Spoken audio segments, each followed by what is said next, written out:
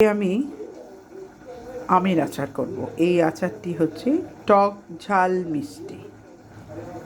এই যে আমগুলো খোলা ছাড়িয়ে আমের সঙ্গে পরিমাণ মতন চিনিটা আমি মিশিয়ে দিয়েছি, আর নুন অল্প, 2 চামচ গুঁড়ো লঙ্কা, 2 চামচ হলুদ, এটা মিশিয়ে আমি অন্তত 4-5 ঘন্টা রেখে দিয়েছি। এবার দেখুন চিনিটা আস্তে আস্তে গলে গেছে, কি সুন্দর দেখতে হয়েছে।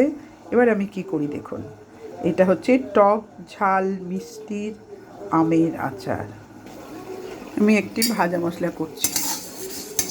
4টে শুকনো লঙ্কা দিয়েছি, পরিমাণ মতন ধনে, গোটা ধনে, জিরে, 5 ফোড়ন, মৌরি, এগুলো হালকা করে একটু ভেজে নেব, ভেজে গুঁড়িয়ে নেব।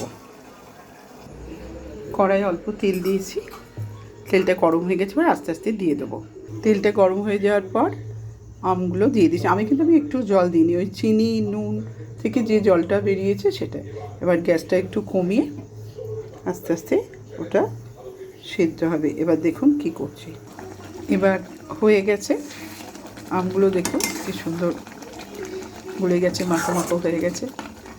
এবার যে ভাজা মশলাটা করে রেখেছি আপনাদের দেখালাম, সেটা দেবো।